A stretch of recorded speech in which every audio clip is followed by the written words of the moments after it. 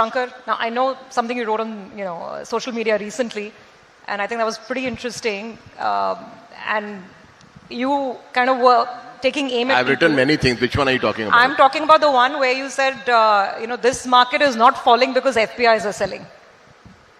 So your views on just, $20 billion last year, as of today, latest count, $7 billion this year.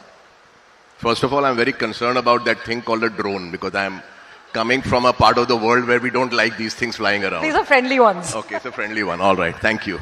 And pardon my attire because I was coming from Dubai and I didn't want to pack all my best suits lest the plane get hit and we all die. I didn't want to lose all my suits in my death. So I'm just very casually dressed. Pardon my dress code.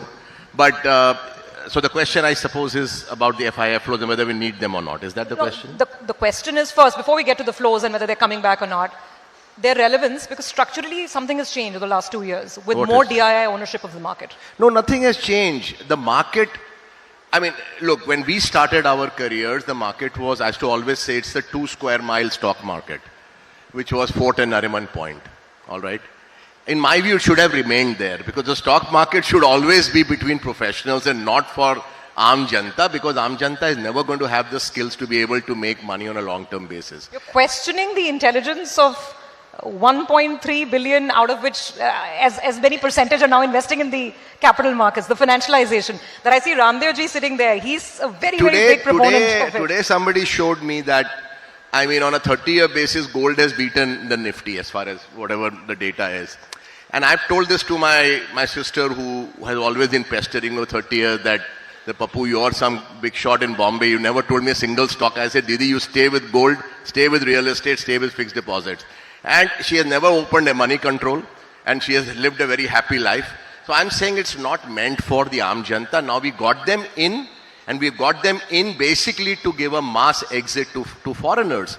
And that's why you're seeing FIIs exit. It is not because they necessarily want to exit, but when they are being given massive amounts of capital for exit, they are taking the money and leaving. And of course, as we were discussing over lunch, we have made it very unattractive for FIIs to be in India. The taxation is absolutely ridiculous. This arrogance of policy that India doesn't need foreign capital. We are a capital short country, capital deficient country. Look at our current account. Look at our balance of payments, by the way, which in FY25 was a minus $5 billion. Our net FDI, net, okay, which means gross FDI minus what Indian companies, remit out and what foreigners, like the FDI investors sell in India and take out, is down to a ridiculously low number. We are short of foreign exchange. That is the fact. And in that period, and this year will also be probably a minus on the balance of payments.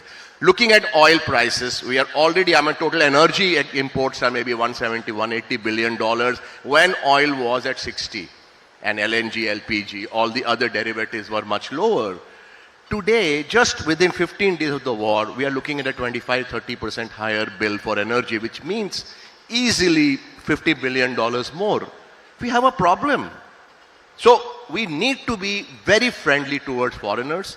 We need to be, I would go to the extent of saying, keep the taxation on domestic investors there, as was the case for a long time. Keep foreign capital tax-free.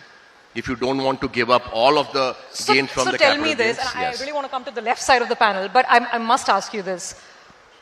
Why not let retail participate in the story here? Why not let retail become owners of the assets here? We've seen that in the US. It's not mutually exclusive. You can have everybody participate, but remember, in every country, when there, it's stupid money, No, let me finish. It's not for the when I first went to Nepal to gamble in class 10 in the casino, okay, I was looking like a Nepali. They won't let me enter. Okay, then I asked them why not Nepali? He said, "No, sir, we never allow locals to gamble. Only foreigners should be allowed to gamble because they always lose money. It's good for the domestic economy." So I'm saying, please allow investors, but with some checks and balances. This FNO frenzy, as Ajit was saying, has gone to ridiculous extremes. We have lost huge amounts of capital all to the Jane Streets of the world. Brokers have become fabulously wealthy. But ultimately, country has not got any taxation out of it because FPI don't pay tax on derivative profits. And what capital formation happens out of FNO trading? So in every strata, we have seen this thing percolate a bit too much. The aggressive marketing, the derivatives, all of those things are not making for a good long-term, good behavior for investors. It's all satta. And that is not going to work out well. It's not worked out well.